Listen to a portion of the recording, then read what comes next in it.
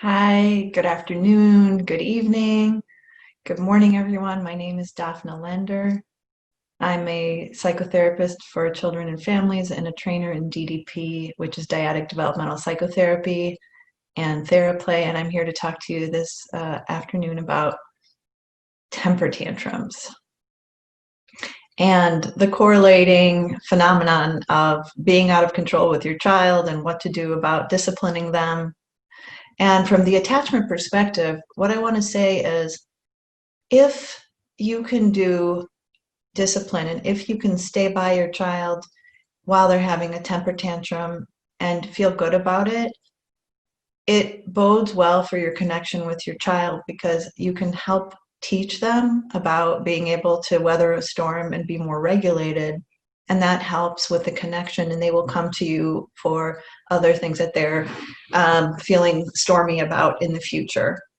So that's why it's important to remember that being able to help your child through a stormy situation, a big temper tantrum, is related to attachment, because how we're able to help them through teaches them about whether they can come to us and confide in us in the future, and how they feel about themselves when they're out of control. So let's start with the idea of the temper tantrum as a developmental stage. A temper tantrum usually is a phase. It's not just the terrible twos. It definitely is between 1.5 or 1 until 7 or something like that. And of course, older than that as well. But the kind of temper tantrum that I'm talking about is when a kid throws himself on the ground, they're kicking and screaming and flailing, they're crying really loud, and they're totally unreasonable. Ostensibly, it seems like they totally flipped out over something that's totally normative and like expected. That's the thing that I'm talking about. So developmentally, what that means is the child feels, from a developmental perspective, they have lost control, and they don't have the sense of being able to be an agent in their own story, in their own narrative or their agenda. And at that time of age 1.5 to, that period, that crucial period of preschool, all they're wanting is independence. That's like your developmental goal. And so when somebody's thwarting that, your parents are thwarting that, it makes them angry, very, very angry. And it is that source of anger is how you respond to that has everything to do with how they're going to be able to respond to their anger later on in life. So this is a very normal developmental stage. Looking at it from a different point of view, other than development, you have the issue of regulation. And regulation is a physiologic phenomenon of being able to essentially ride the wave of the ups and downs of your experience as a human organism. We have surges throughout the day of energy, of hormones, of excitement levels, and they go up and down. And when we are very overstimulated, or there's a crescendo for whatever reason, the ability to maintain a certain type of behavior that's socially appropriate is very, very difficult for young people. And it is our job as parents to help them to experience the surges in their overexcitement, or their sort of, if you will, their thunderclaps of energy, in a way that shows them you can get through this and nothing bad is going to happen. And over time, they tolerate the very intense feelings in a way that is less overtly chaotic, less externalized, with less screaming, less kicking, less flailing on the floor. So regulation, if you look at it from the point of view of a child has lots of physiologic experiences in their body. For example, they are overstimulated by the environment because there's a lot of noise, or there's a lot of movement. Let's say you're in like a chaotic environment, like in the social hall of church or synagogue or at a big party or something like that. So it could be they're overstimulated. They also are, they could be hungry, they could be tired, it could be later in the day. So lots of different aspects of regulation compromise their ability to maintain socially appropriate behavior. And then it's not just one thing. It's never one thing that will set them off. It just looks like it's something that is the trigger point that will make them go from 0 to 60. But actually, a lot of other things were set in place that are underneath that are carrying the wave, and it just emerges when you tell them the final thing, like, no, you can't blow out the candles of the birthday boy. That's for him to do, and you're just an observer. And they might, have a huge tantrum and make a big scene.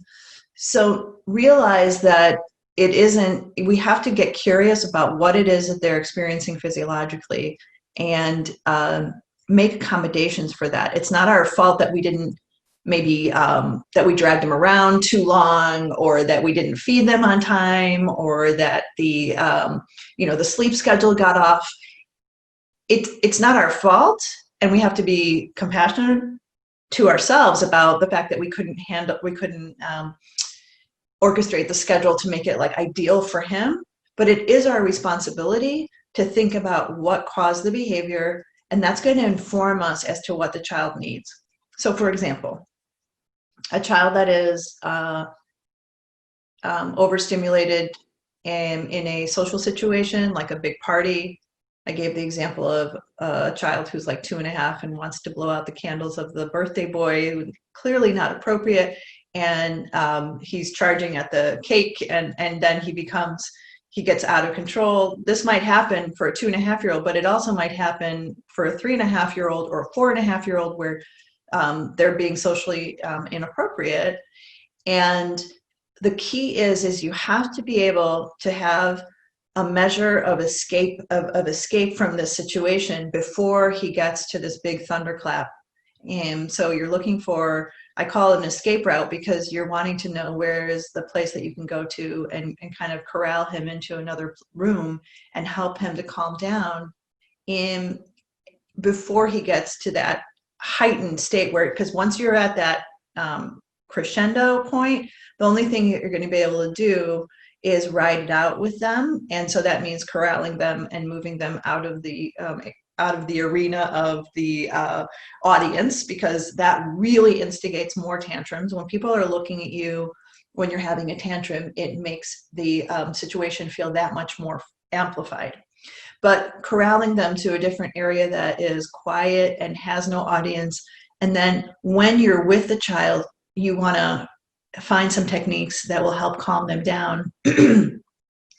That is your best strategy for helping them to get calmer sooner, so that you can reintegrate into the party. But an additional escape plan is to be able to say, we might have to leave early, so let's drive in 2 cars if you came with another family member who doesn't want to leave, or you might have to go outside and take a walk. And it's very inconvenient. It's not fun to have to leave the party, but the idea is that if you catch it soon enough, you might be able to step away before all is lost. Now, what do you do when the child is having a tantrum? You've moved them out of the audience of the social arena.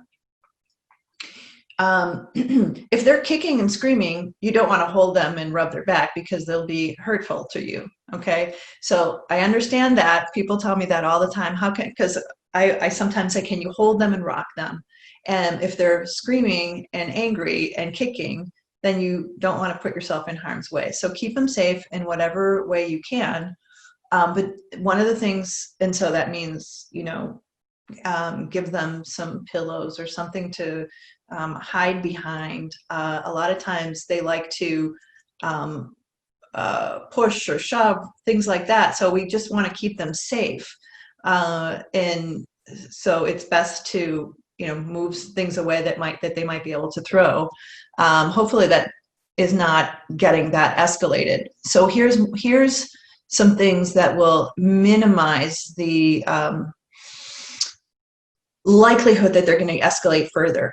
Find out from yourself. You have to check in with yourself and see your facial expression, how angry and stressed and tense your face is, because every time they glance at you, they're amplifying. If you're stressed and you're angry, they're amplifying their stress level, because now they're reacting to your distress and they feel more shame. So see if you can take a deep breath. It is really important. Breath is our only mechanism that we can control from our autonomic nervous system. We can't control our blood pressure directly, nor our heart rate. But if you take a deep breath on the count of 7 and then blow out on the count of 8, so that the exhale is longer than the inhale, you're going to give yourself a few seconds. It's going to buy you a lot more time on the tail end, because it'll help you to end the tantrum sooner. Do not say anything like, when you stop, I will let you out. Those are more, I would say, enforcer type messages of like clear limits and structure. And at this time, children are feeling very, very reactive. So anything that sounds like a if then sounds to them like a challenge, like you are asserting power over them.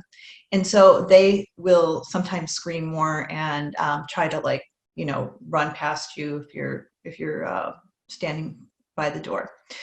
So imagine speaking to the child in a way that you would to an animal that's hurt and like trapped. Their leg is trapped in a trap, like as if it's a wounded animal. Say soothing things, not discipline related messages. So just say, it's going to be over soon. You're not a bad kid. You're not in trouble. We'll get through this. It'll be over soon. You're not a bad kid. We'll get through this. That kind of message is going to be a lot more effective, because it tampers down that feeling of I'm completely out of control and I have no idea what to do and when this is going to end. So if you see the child calming down, you might be able to offer them like a cold drink or ice, or even looking out the window and changing their field of vision, or opening a window and changing the temperature or air pressure. Why am I mentioning these things? Because when you're sort of in a meltdown trance, the only thing that helps you to get out of it is physiologic, like sensory things. So no words you're going to say, for example, hey, stop crying and I'll get you an ice cream, or things like anything that you're talking about from a rational level is not going to work. But sort of reorienting them physiologically by giving them like something to taste that's cold or sour, or something to suck on through a straw, because sucking is one of the most primitive regulation or self-regulation skills that humans have. Or even just picking up any book and reading a story or telling a story can help. And once you've done that and you see that the child is calming down, it's best not to go over what happened and say, this is you're not supposed to hit, you can't yell, if you do this, well, we're going to do that. Just try to maintain the sense of connection, and resolve to yourself that if you're going to have to leave, then you're just going to go ahead and do it if the situation continues to stay stressful. But what I'm trying to say is, don't be the last thing you do before exiting the room to give them a lecture about what they did wrong, because what they're going to do is they're going to go right back to that shame place, and that's going to be your the last thing that they're going to think about. So in a different scenario about tantrums, maybe you're expecting your child to brush their teeth before bed or first thing when they wake up, and they're dawdling and they are not listening to you, and you tell them 5 times, and now it's getting too close. Let's say if it's to leave the house in the morning and they're going to be late to school or whatever the deadline is. Deadlines are usually a stress point where tantrums happen because the child is sensing your stress. And so watch for the escalation that you're contributing to in the power struggle. If you tell your child once or twice to brush their teeth and they're not doing it, that's your cue. Don't say it 3 times. That's your cue to make a decision. I like doing something with the child, like let's brush our teeth together, and or I'll sing a song while you brush your teeth, and we'll see how long it takes you to sing, how long you, whether you can get to, if we sing the ABC song, can you get to XYZ? But the major point here is that you are not able to force your child to brush their teeth. Getting into power struggles about things like anything having to do with the mouth is very, very dangerous from a relational point of view, because it's really very intrusive, and a lot of uncomfortable attachment issues can come from like doing things like, you know, forcing a child to eat, or sticking anything in their mouth or coming close and doing something like that, or being threatening about it. So you could decide, okay, I'm going to go on to the next thing, which is, okay, she didn't brush her teeth. I'm going to go on and we're going to put our shoes on. And then you'll skip brushing your teeth that one time. But if you are aware that the connection is more important, you can get to a place of cooperation for the next morning and strategize better. So you would want to do something like, okay, before you can watch TV, you have to brush your teeth. But if you haven't done that and you're sort of up against a deadline, the fact that you're getting in the child's into a power struggle is part of the reason why they're going to have that temper tantrum. And you have to be able to kind of let go of some of your objectives of, you know, having brushed their teeth before they leave. And of course, you're thinking, what does that teach them? Well, I have more faith in the fact that they're going to be able to learn to brush their teeth over time. But I'm concerned about getting into power struggles with children, and that lead to additional power struggles, that lead to power struggles and tantrums 18 times a day, you know, and you're tremendously suffering because you feel like you're walking on eggshells, you're angry at your child, you're disconnected. So think about what it is that you're contributing to the dynamic, and kind of use little aspects of your routine and things that the child likes to set yourself up for cooperation. But what I wouldn't do is repeat yourself more than twice and then sort of come in a confrontational way, and then that's detrimental to the connection. So you'll have less likelihood that they'll follow you, and you'll have more likelihood that they'll escalate, because now they're sort of into this cycle of stress, which in a way is it's a big regulation issue, because they're kind of almost anticipating getting into a power struggle with you, and so they unintentionally are escalating in order to repeat that which they have experienced in the previous days, not because they want to egg you on or provoke you, but more so because they're actually worried about it, and it's non-conscious, but they're worried about not being in your favor, not being in your graces, and they're trying to kind of act it out to see if they can get a different result. It's a very human mechanism. So we really want to, my primary emphasis and first goal is to stop the temper tantrums and the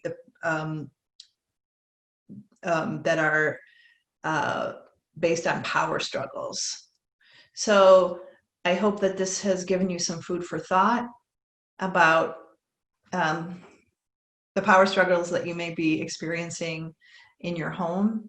And I will be here next week and look forward to speaking to you then. Thank you.